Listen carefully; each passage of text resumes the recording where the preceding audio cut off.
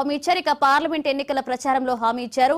ఇక ఎన్నికల ముందు హామీ ఇచ్చినట్లుగా రైతు బంధు వేసిన సీఎం రేవంత్ రెడ్డి ఇదే తరహాలో కూడా మాట నిలబెట్టుకునే పనిలో రేవంత్ రెడ్డి కేబినెట్ లో రుణమాఫీపై కూడా చర్చించబోతున్నారు. విధి విధానాలు అలాగే రైతు సమస్యలపై చర్చించనున్నారు. రుణమాఫీకి 39,000 కోట్లు అవసరమని అంచనా వేస్తున్నారు. నిధులు సమకూర్చుకోవడం ఎలా అన్న దానిపై కూడా ప్రధానంగా ఫోకస్ పెట్టబోతున్నారు. ఇక ఇప్పటికే ఫోకస్ చేసిన సీఎం రేవంత్ రెడ్డి రుణమాఫీపై మహారాష్ట్ర, రాజస్థాన్ లో పర్యటించి అధ్యయనం చేశారు తెలంగాణ అధికారులు.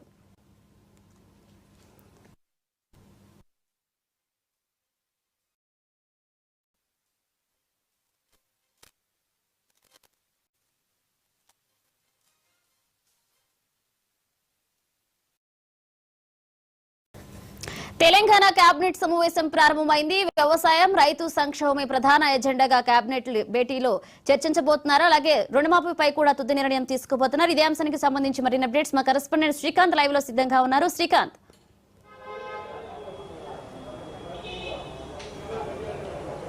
కొద్దిసేపటి క్రితమే తెలంగాణ కేబినెట్ సమావేశం అంది. సీఎం రేవంత్ రెడ్డి అధ్యక్షన సమావేశం ప్రారంభమైంది. ముఖ్యంగా రైతు సంక్షేమం సంబంధించినటువంటి విషయాలు ప్రధాన ఎజెండాగా సాగబోతున్నాయి. ముఖ్యంగా కాంగ్రెస్ ప్రభుత్వం ఏదైతే చెప్తూ వస్తుందో రైతు రుణమాఫీ ఆగస్టు 15 లోపు ఖచ్చితంగా చేసి తీరుతామని ఇప్పటికే సీఎం రేవంత్ రెడ్డి ప్రకటించిన నేపథ్యంలో, ఇది ఛాలెంజ్గా తీసుకున్న నేపథ్యంలో దీనిపై సుదీర్ఘ సమావేశం జరిగే అవకాశం ఉంది, చర్చించే అవకాశం ఉంది. ఎందుకంటే దాదాపు 2 లక్షల రుణమాఫీ చేయాల్సి ఉంది ఒక్కో రైతుకు. ఇది 30,000 కోట్ల వరకు చేయాల్సి ఉంటుందేమో అని చెప్పి భావిస్తున్నప్పటికీ చాలా అంశాలు పరిగణలోకి తీసుకునే అవకాశం కనిపిస్తుంది. ఎందుకంటే రుణమాఫీకి సంబంధించి కట్ ఆఫ్ డేట్ ఒకటి నిర్ణయించాల్సి ఉంటుంది. ఎందుకంటే ఆ బెనిఫిషరీల సంఖ్య ఇటు కట్ ఆఫ్ డేట్ చెప్తేనే దీనికి సంబంధించి ఒకటి బెనిఫిషరీల సంఖ్య తేలే అవకాశం ఉంది. ఈ నేపథ్యంలో మెయిన్గా రేవంత్ రెడ్డి సర్కార్ క్యాబినెట్ నిర్ణయంలో ఏదైతే రుణమాఫీకి సంబంధించి పెట్టుకున్నారో దీన్ని ప్రధాన ఎజెండాగా పెట్టుకోవడం జరిగింది. ఎందుకంటే రైతు భరోసా అంశం కావచ్చు, ఇతర ఈ వానాకాల సీజన్ స్టార్ట్ అయిన నేపథ్యంలో ఆ పంటల సాగు విషయానికి సంబంధించి కావచ్చు, అదేవిధంగా సకాలంలో విత్తనాలు అందుబాటులో ఉంచడం, అదేవిధంగా ఎరువులు అందుబాటులో ఉంచడం, పలు అంశాలు. ఎందుకంటే సీజన్ స్టార్ట్ అయిన నేపథ్యంలో ఇవి అన్ని అంశాలకు సంబంధించి చర్చించే అవకాశం కనిపిస్తుంది.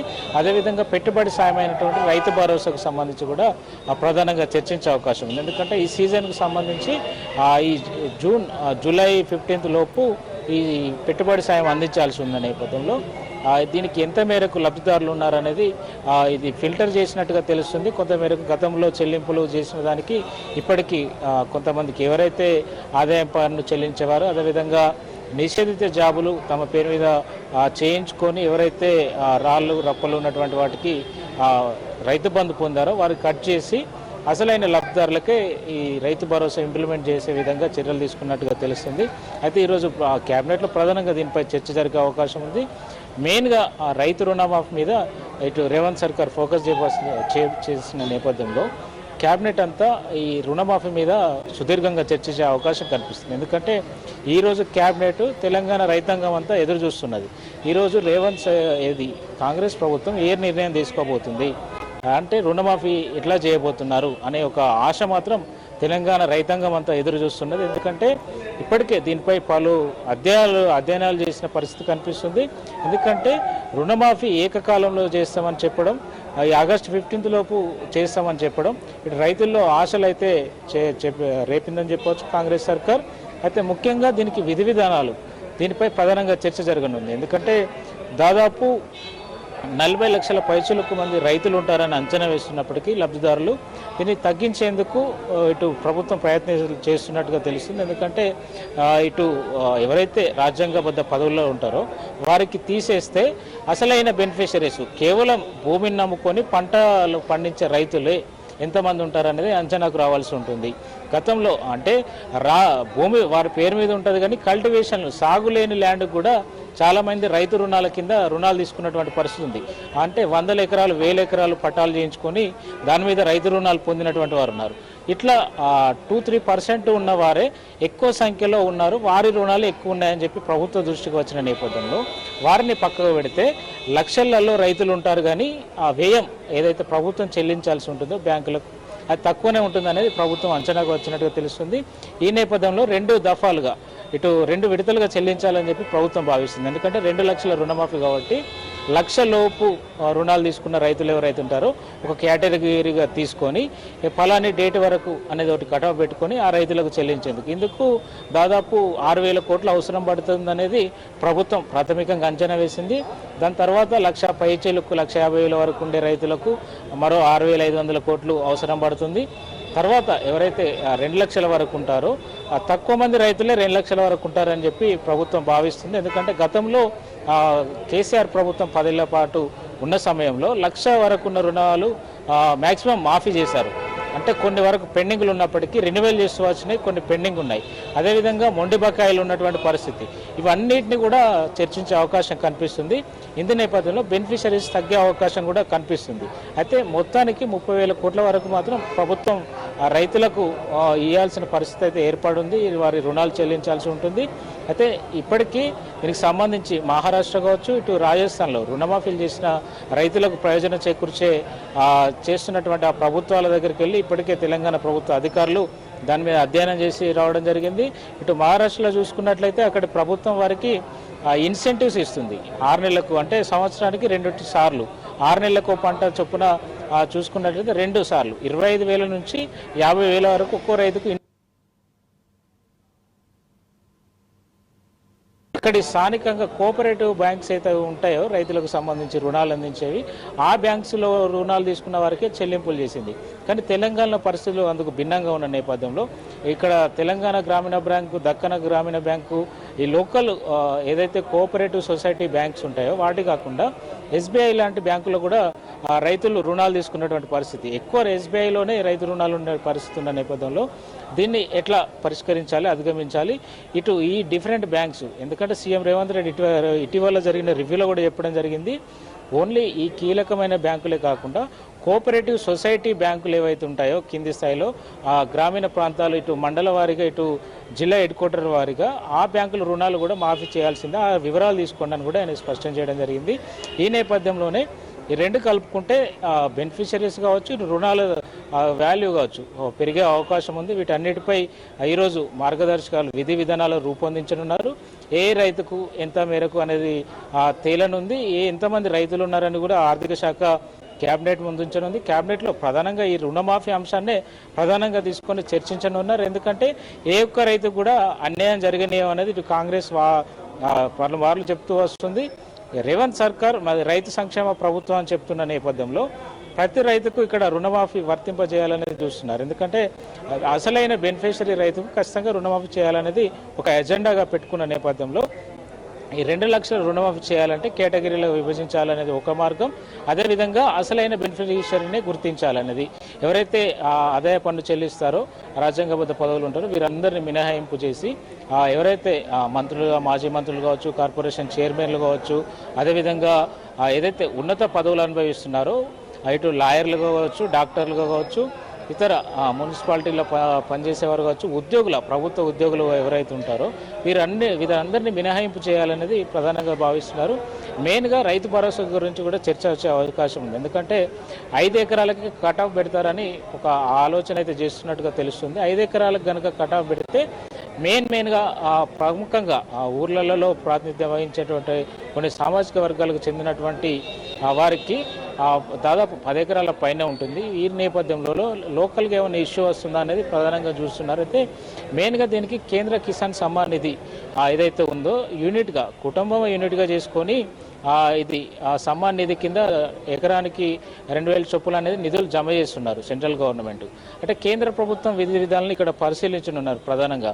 ఎందుకోసమంటే ఒక కుటుంబానికి మాత్రమే అని చెప్పి ఇటు కేంద్ర ప్రభుత్వం ఇస్తున్న నేపథ్యంలో ఒక కుటుంబాన్ని నేపథ్యంగా తీసుకొని రాష్ట్ర ప్రభుత్వం కనుక భావిస్తే చాలామంది బెనిఫిషరీస్ తగ్గే అవకాశం కనిపిస్తుంది. ఎందుకంటే ఇక్కడ తెలంగాణలో మాత్రం చాలా డిఫరెంట్గా ఉంది. కేంద్రం ఆలోచించిన దానికి ఇక్కడ బెనిఫిషరీస్కి ఒకే కుటుంబంలో ఒక వ్యక్తి 15 ఎకరాల నుంచి 20 ఎకరాలు ఉంటే ఒక్కొక్కరి పేరు మీద 5 ఎకరాల చొప్పున చేయించుకున్నారు రైతులు.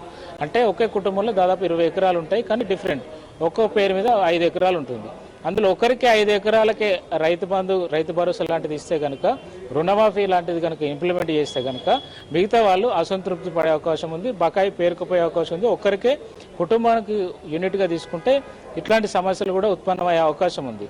ఇట్లాంటి తెలంగాణలో ఎక్కువ ఇష్యూస్ వచ్చే అవకాశం ఉన్న నేపథ్యంలో అసలైన రైతులు అంటే మెయిన్గా తెలంగాణలో ఉన్నటువంటి చిన్నకారు రైతులు ఎక్కువ ఉన్నారు. దాదాపు 5 ఎకరాల లోపు రైతులు ఎక్కువ ఉన్నారు. అది మెయిన్గా 3-4 ఎకరాల వరకే ఎక్కువ 50 to 60% 4 ఎకరాల లోపు ఉన్న రైతులే తెలంగాణలో ఉన్నారు. ఈ నేపథ్యంలో వారు తీసుకున్న వారికి ఎక్కువ శాతంలో రుణమాఫీ చేయాలనుకుంటే ఈ కింది క్రైటీరియాని తీసుకొని ఎక్కువ లబ్ధిదారులను చూపించవచ్చు. దాదాపు 30-40 లక్షల మంది రైతులకు రుణాలు మాఫీ చేసినట్టు చూపించవచ్చు. దానికి ప్రభుత్వానికి అయ్యే ఖర్చు సుమారు 13,000 కోట్ల వరకే ఉంది. మొత్తం అంచనా వేస్తే 30,000 కోట్ల వరకు ఉన్నప్పటికీ ఈ చిన్న సన్నకారు రైతులు ఎవరైతే ఉన్నారో వీరికి మాఫీ చేస్తే మాత్రం దాదాపు 13,000 కోట్ల వరకు ఖర్చు అవుతుంది. ఎక్కువ మంది లబ్ధి పొందినట్టు అవుతుంది. మళ్ళీ వారికి కొత్త రుణాలు వస్తాయి. అదేవిధంగా రైతు భరోసా కూడా ఇంప్లిమెంట్ అవుతుంది. ఇట్లా కుటుంబం యూనిట్గా తీసుకోవాలా, ఎవరికి ముందు చేయాలి, ఈ అన్ని ఇప్పుడు తీసుకునే నిర్ణయాలన్నీ సెన్సిటివ్ ఇష్యూస్ అనే చెప్పవచ్చు. ఎందుకంటే గత ప్రభుత్వం రైతు బంధు పేరు మీద అందరికీ ఇచ్చింది, ఎలాంటి లిమిట్ పెట్టలేదు. ఇటు ప్రభుత్వ ఉద్యోగులు ఉన్నవారు తీసుకున్నారు, అటు మంత్రులుగా ఉన్నవారు, ప్రభుత్వంలో ఉన్నవారు, అధికారంలో ఉన్నవారు తీసుకున్నారు, రాజ్యాంగ పదవిలో ఉన్నవారు తీసుకున్నారు, ఎంప్లాయీ తీసుకున్నారు, నిజమైన బెనిఫిషరీ వాళ్ళు తీసుకున్నారు. అంటే అన్ని రకాల వారు ఇటు రైతు బంధుకు సంబంధించినటువంటి బెనిఫిషరీ పొందారు. ఎకరం ఉన్న రైతు, గుంట ఉన్న రైతు పొందారు, 100 ఎకరాలు ఉన్నవారు అందరూ ఒకే కేటగిరీ కింద తీసుకున్నారు.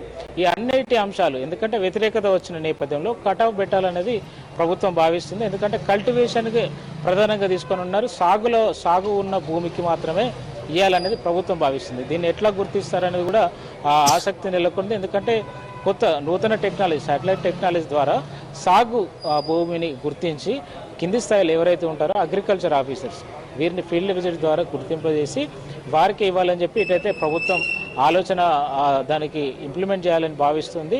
అయితే ప్రధానంగా ఈ రైతు భరోసా, రైతు సంక్షేమానికి సంబంధించి ఇప్పుడు సీజన్ ప్రారంభమైన నేపథ్యంలో యూరియా కొరత రాకుండా ప్రధానంగా దృష్టి సారించాల్సి ఉంది. ఎందుకంటే దాదాపు ఇప్పటికే 15 లక్షల మెట్రిక్ టన్నుల యూరియా అందుబాటులో ఉందని చెప్తున్నప్పటికీ రైతులకు అవసరాల రీత్యా ఎంత ఇవ్వాలనేది కూడా ప్రభుత్వం అందుకు తగ్గట్టు జిల్లా కేంద్రాల్లో ఏర్పాటు చేస్తుంది.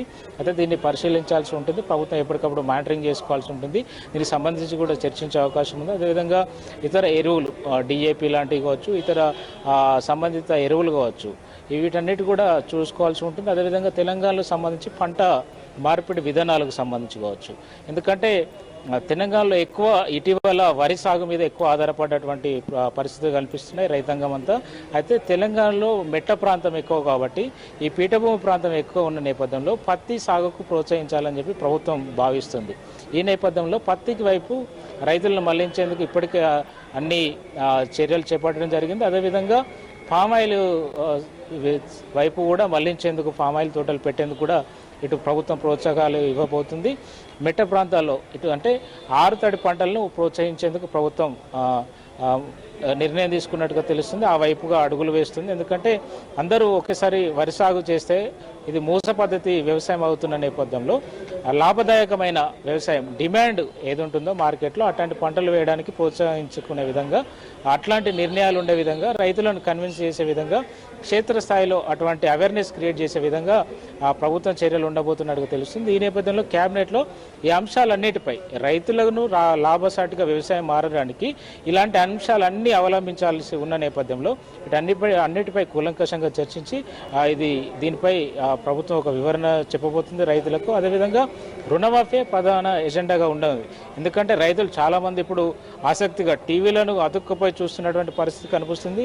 రేవంత్ సర్కార్ ఎలాంటి విషయం వెల్లడించబోతుంది, మా రుణమాఫీ ఎప్పుడు కాబోతుంది అనే విషయాలు ఆసక్తిగా చూస్తున్నటువంటి పరిస్థితి కనిపిస్తుంది. ఎందుకంటే ఆగస్టు 15కు ఖచ్చితంగా 2 లక్షల రుణమాఫీ చేసి తీరుతామని చెప్పి ఏదైతే లోక్సభ ఎన్నికల్లో సీఎం రేవంత్ రెడ్డి దేవుళ్ళ మీద ఎక్కడికి వెళ్ళినా కానీ ఆయన దేవుళ్ళ మీద ఒట్లు పెట్టి మరి చెప్పడం జరిగింది. ఏ ప్రాంతం వెళ్తే ఆ ప్రాంతం దేవుడి మీద ఒట్లు వేయడం జరిగింది, చేసి తీరుతామని చెప్పడం జరిగింది. ఇటు అధికార విపక్షాల మధ్య మాటల యుద్ధాలు కూడా కొనసాగాయి.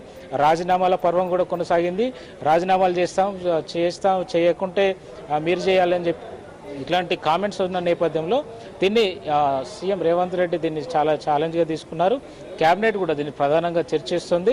దీనికి సంబంధించి విధి విధానాలపైనే ప్రధాన నిర్ణయం ఉండబోతుంది. ఎందుకంటే విధి విధానాలు ఎలా ఉండబోతున్నాయి అనేది, అంటే చిన్నకారు రైతుల మీద దీని ప్రభావం ఉండబోదు, కానీ పెద్ద రైతులు ఎవరైతే ఉంటారో గ్రామీణ స్థాయిలో వారి మీద మాత్రం ఖచ్చితంగా ప్రభావం ఉంటుందని ఆలోచిస్తున్నారు. మెయిన్గా రైతు భరోసాకు సంబంధించి కూడా పంట పెట్టుబడి సాయం గురించి మేజర్గా రైతులు ఎదురు చూసే పరిస్థితి ఉంది. ఇంకా గ్రామీణ ప్రాంతాల్లో రైతులు ఎదురు చూస్తున్న నేపథ్యంలో ఆ పంట పెట్టుబడి సాయం గురించి కూడా, అంటే రైతు రుణమాఫీ ఇన్ని వేల కోట్లు చేయాల్సి ఉన్న నేపథ్యంలో ఈ సీజన్కి ఇస్తారా లేదా అనేది కూడా కన్ఫ్యూజన్ ఉంది. ఈ కన్ఫ్యూజన్ కూడా క్లియర్ చేయాల్సిన అవసరం ఉంది ప్రభుత్వం మీద. క్యాబినెట్లో కూడా చర్చిస్తారు. ఎందుకంటే దాదాపు 7,000 కోట్లు అవసరం పడుతున్న నేపథ్యంలో 7,000 కోట్లు ఒకవేళ ఆపుకుంటే ఈ రుణమాఫీ చేయడానికి వీలు పడుతుంది. ఎందుకంటే సుమారు 12 లక్షల మంది రైతులకు ఒకేసారి ఈ లక్ష లోపు ఉన్న వారికి రుణమాఫీ చేస్తే ఈ సీజన్ ఇచ్చే రైతు ఏదైతే భరోసా ఉందో ఆ అమౌంట్ తోటి రుణమాఫీ కింద క్లియర్ చేయొచ్చు. ఒకవేళ కనుక ప్రభుత్వం అలా ఆలోచిస్తే ఈ సీజన్కు రుణమాఫీ అవుతుంది, కానీ రైతు భరోసా కింద అమౌంట్ రానట్టు అవుతుంది. ఒకవేళ రెండు చేయాలని భావిస్తే మాత్రం ప్రభుత్వం మీద బర్డెన్ పడే అవకాశం ఉంటుంది. అయితే ఏ మార్గాల ద్వారా ఇంత అమౌంట్ సమకూర్చుకోవాలనేది ప్రధానంగా చర్చించాల్సిన అంశం. దీనిపైన ప్రధానంగా సుదీర్ఘంగా చర్చిస్తున్నారు. ఇటు ల్యాండ్ రిజిస్ట్రేషన్ ఛార్జీలు పెంచడం కావచ్చు, అదేవిధంగా దాని భూమి విలువలు పెంచి తీసుకోవడం కావచ్చు, అదేవిధంగా లిక్కర్కి సంబంధించినటువంటి మార్గాల ద్వారా వాటి రేట్లు పెంచి ఆదాయం సమకూర్చుకోవడం, ఇతర అంశాలు ఆదాయం సమకూర్చుకోవడానికి గల వివిధ శాఖల పనితీరుపై అన్ని రకాల ఇప్పటికే అధ్యయనం చేసిన నేపథ్యంలో ఆ ఆదాయ మార్గాలన్నిటిపైన సుదీర్ఘంగా చర్చించి అందుకు అనుగుణంగా నిధులు సమకూర్చుకునే దానిపైన ప్రధానంగా చర్చించనున్నారు. ముఖ్యంగా ఇప్పుడు పథకాలు ఇంప్లిమెంట్ చేయాలంటే ఫుల్ ఫ్లెక్స్డ్ బడ్జెట్ అవసరం ఉంది. ఈ నేపథ్యంలో కేంద్రం నుంచి మొన్న ఓటాన్ అకౌంట్ బడ్జెట్ పెట్టిన నేపథ్యంలో ఇప్పుడు తెలంగాణ కూడా ఆ ఓటాన్ అకౌంట్ బడ్జెట్ ప్రవేశపెట్టింది. పూర్తి స్థాయి బడ్జెట్ ప్రవేశపెట్టాలంటే సెంట్రల్ గవర్నమెంట్ ఇప్పుడు జూలై మొదటి వారంలో దీనికి సంబంధించి పూర్తి స్థాయి బడ్జెట్ ప్రవేశపెట్టనుంది. ఆ తర్వాత రాష్ట్ర ప్రభుత్వం కూడా పూర్తిస్థాయి బడ్జెట్ ప్రవేశపెట్టే అవకాశం ఉంది. ఈ నేపథ్యంలో ఏ రంగానికి ఎంత కేటాయించాలి దాని మీద ప్రధానంగా దృష్టి సారించబోతున్నారు. అయితే ముఖ్యంగా ఇప్పటికే సీఎం రేవంత్ రెడ్డి చెప్పడం జరిగింది, మేము విద్య వైద్యం వ్యవసాయం ఇవి మా ప్రధాన ఎజెండాగా పరిపాలన సాగుతుందని చెప్పిన నేపథ్యంలో వీటికై ప్రధానంగా వ్యవసాయం మీద ప్రధాన దృష్టి సారించారో చెప్పవచ్చు. సీజన్ స్టార్ట్ అయింది రుణమాఫీ. ఎందుకంటే కాంగ్రెస్ ప్రభుత్వం గతంలో రుణమాఫీ చేసిన దాఖలాలు ఉన్న నేపథ్యంలో రైతులైతే ఆశగానే ఉన్నారు. క్యాబినెట్ ఏ నిర్ణయం తీసుకోబోతుంది, ఎలాంటి కండిషన్స్ పెట్టబోతుంది, ఈ కండిషన్స్కు రైతుల నుంచి ఎలాంటి వాతావరణం ఉండబోతుంది, రైతుల నుంచి ఎవరు అసలైన అర్హులను గుర్తించనున్నారు, అసలు ఏ బేసిస్ ఏ క్రైటీరియా తీసుకొని ఉన్నారనేది మాత్రం తెలంగాణ రైతాంగం అంతా ఆసక్తిగా చూస్తున్న పరిస్థితి కనిపిస్తుంది. ఇప్పుడు కొద్దిసేపటి కేబినెట్ సమావేశం అయితే ప్రారంభమైంది. ఈ రైతుకు రుణమాఫీకి సంబంధించిన డిస్కషన్ స్టార్ట్ అవుతుంది. ఒక్కో ప్రాంతంలో ఉన్నటువంటి ఒక్కో అభిప్రాయాన్ని మంత్రులు వారు వివరించనున్నారు. ఎందుకంటే ఒక్కో ప్రాంతంలో రైతాంగం తక్కువ భూమి నుంచి ఎక్కువ సాగులు, కొన్ని చోట్ల రైతులు కొన్ని ఏరియాలకు సంబంధించి మేజారిటీ సామాజిక వర్గానికి చెందిన మేజారిటీ భూములు కొంతమంది దగ్గర ఉంటాయి. ఇట్లాంటి పరిస్థితులు కూడా బేరీజ్ వేసుకోవాల్సి ఉంటుంది నేపథ్యంలో వారి ఆ అంశాల మీద చర్చ కొనసాగుతుంది. ఈ నేపథ్యంలోనే కొద్దిసేపటి తర్వాత కేబినెట్ సమావేశం ముగిసిన తర్వాత సుదీర్ఘంగా చర్చించిన తర్వాత మనకు క్లారిటీ వచ్చే అవకాశం ఉంది. కేబినెట్ బ్రీఫింగ్ ఉంటుంది. ఆ బ్రీఫింగ్లో ఏ అంశాలు పరిగణలోకి తీసుకున్నారు, రుణమాఫీ క్రైటీరియా ఏంటి, రైతు భరోసా ఇవ్వడానికి ఏ కండిషన్స్ పెట్టబోతున్నారు, వీటన్నిటిపై మాత్రం క్లారిటీ వచ్చే అవకాశం కనిపిస్తుంది. శ్రీకాంత్, ఇంతకు ముందు మీరు 2 అంశాలు ప్రస్తావించారంటే చిన్నకారు రైతులకి ప్రభావం ఉండకపోవచ్చు, పెద్ద రైతులకు ప్రభావచ్చు, కానీ ఇక్కడ లబ్ధిదారులకు కూడా దాదాపు 66 లక్షల మంది ఉన్నారు. 66 లక్షల్లో కూడా 6 లక్షల మందికి దాదాపు పాస్ పుస్తకాలు లేవనేది ఉంది. ఇంతకు ముందు ఇప్పుడు ఈ కేబినెట్ సమావేశంలో కూడా దీన్ని కూడా పరిగణలోకి తీసుకుంటారని మనం భావించాలా? ఎగ్జాక్ట్లీ బెనిఫిషరీస్ సంఖ్య తగ్గించడానికి మ్యాక్సిమం ప్రయత్నం చేస్తుంది ప్రభుత్వం. ఎందుకంటే గతంలో పెద్ద రైతులుగా ఉండి ఎవరైతే నిషేధిత జాబితా భూములు ఉన్నాయో వారు పట్టాలు చేయించుకున్నారని ఒక బలమైన ఆరోపణ ఉంది. ధరణి వల్ల ఇబ్బందులు ఎదుర్కొన్నారని చెప్పి ఉంది. ఇటీవల మనకు వచ్చిన అప్లికేషన్స్ చూడొచ్చు, ధరణి కమిటీకి వచ్చినటువంటి వినతులు, ఆ క్షేత్రస్థాయిలో వచ్చినటువంటి వినతులు ఏవైతున్నాయో వాటి ద్వారా చూడవచ్చు. దాదాపు 2.5 లక్షల పెండింగ్ అప్లికేషన్స్ ఉన్నాయి. సుమారు ఇందాక ప్రస్తావించినట్టుగా ఆ పాస్బుక్లు కూడా అందని రైతులు ఉన్నారు. అంటే అన్ని అంశాలు క్యాబినెట్ చర్చించే అవకాశం ఉంది. బెనిఫిషరీస్ మెయిన్గా చిన్నకారు రైతులు ఎవరైనా ఉన్నారో ఈ రైతులకు ఇబ్బంది లేకపోయినప్పటికీ ఈ రికార్డు ఏదైతే ల్యాండ్స్కి సంబంధించిన ఇష్యూస్ అయితే క్షేత్రస్థాయిలో ఉన్నాయి. వీటిపైన కూడా ప్రధానంగా చర్చించే అవకాశం ఉంది. ఎందుకంటే ఈ ల్యాండ్ మార్పిడికి సంబంధించి ఇది ధరణి వచ్చిన తర్వాత ఎక్కువ మంది ఈ ల్యాండ్ ఒకరి పేరు మీద ఉంది, ఒకరి పేరు పొజిషన్లో ఉన్న వారికి అసలు పొజిషన్ లేని వారికి వారి పేరు మీద ఇట్లాంటి బదిలీ జరగడం, ఇట్లాంటి ఇష్యూస్ లోకల్గా తెలంగాణ గ్రామీణ ప్రాంతాల్లో ఎక్కువ జరిగింది. ఈ పట్టణంలో ఇటు హైదరాబాద్ లాంటి ప్రాంతాల్లో కమర్షియల్ ప్లేసెస్ నిషేధిత జాబులు ఉన్నాయి చేసుకున్నప్పటికీ, ధరణి పోర్టల్లో ఉన్న లొసుగులు ఉపయోగించి చేసుకున్నప్పటికీ ఎవరైతే సాగులో ఉంటారో రైతును భూమిని నమ్ముకొని పంట సాగు చేసుకుంటారో రైతులు, వారి భూములు కూడా వేరే వారి మీద పేరు మీద పట్టాలు వచ్చి పాస్బుక్లో రావడం, వారి అకౌంట్లో ఈ రైతు బంధు అమౌంట్ లాంటివి పడడం, ఇవి తీవ్ర అసంతృప్తిని గురి చేసే కింది స్థాయిలో. అట్లాంటి వాటిని కరెక్షన్ చేయాలని చెప్పి చాలా వరకు వినతులు వచ్చాయి. అయితే ప్రభుత్వం దానికి సంబంధించి ఇప్పటికి కమిటీ వేయడం, మొన్న జిల్లాల కలెక్టర్లతోటి రివ్యూ చేయడం, ఇప్పటికే 1 లక్ష వరకు అప్లికేషన్ పరిష్కరించడం, మరో సుమారు ఇంకో 2 లక్షలు ఉన్నాయని చెప్తున్నప్పటికీ బెనిఫిషరీస్ తగ్గించండి. పెద్ద రైతులు ఎవరైతే ఉంటారో వారు నిజమైన రైతులు ఒకవేళ 100 ఎకరాలు ఉండి రైతులు పంటలు వేసుకుంటే మాత్రం బెనిఫిషరీగానే పరిగణిస్తారు. కానీ ఆ 100 ఎకరాల రైతు ఈ 3 ఎకరాల రైతులో కంపేర్ చేయలేము. ఎందుకంటే 3 ఎకరాల రైతు ఖచ్చితంగా పంటని నమ్ముకొని ఉంటాడు. వచ్చి ఆ 100 ఎకరాల రైతు ఆయన పంట వేస్తున్న ఆ స్తోమత ఉంటుంది కనుక ఆ ఒక కట్ ఆఫ్ 5 ఎకరాల 10 ఎకరాల అనేది ప్రభుత్వం నిర్ణయించబోతుంది. ఆ మేరకు ఇవ్వబోతున్నారు. రుణమాఫీ కూడా చిన్న సన్నకారు రైతుకు మొదలు చేయబోతున్నారు. ఎందుకంటే ప్రభుత్వం మీద డిపెండ్ అయి ఉంటారు కాబట్టి, ప్రభుత్వం ఏదైనా అందిస్తే ఆశగా ఎదురు చూస్తారు కాబట్టి చిన్న సన్నకారు రైతుకే మొదలు చేయాలని ప్రభుత్వం భావిస్తుంది. అయితే ఎంతమంది బెనిఫిషరీస్ ఉంటారనేది ప్రధానంగా తేలబోతుంది. ఎందుకంటే కుటుంబం యూనిట్గా తీసుకుంటే మాత్రం చిన్న రైతులకు మేలు జరుగుతుంది, పెద్ద రైతులకు మాత్రం ఇబ్బందికరమైన పరిస్థితిలో ఉంటుంది. ఎందుకంటే కుటుంబంలో డిఫరెంట్ ఒక్కొక్కరి పేరు మీద 5 నుంచి 6 ఎకరాలు ఇట్లా చేసుకున్న పరిస్థితులు ఉన్నాయి. కాబట్టి తెలంగాణ అంతా పరిశీలిస్తే, ఆ ధరణి రికార్డులు కూడా పరిశీలిస్తే చిన్న రైతులందరూ దాదాపు 5 ఎకరాల లోపే ఉన్నారు. వీరికి మాత్రం తొందరగా బెనిఫిట్ జరిగే అవకాశం ఉంది. పెద్ద రైతుల విషయంలో ప్రభుత్వం ఎట్లా చూస్తుందనేది కూడా చూడాల్సి ఉంటుంది. Right, thank you Srikanth.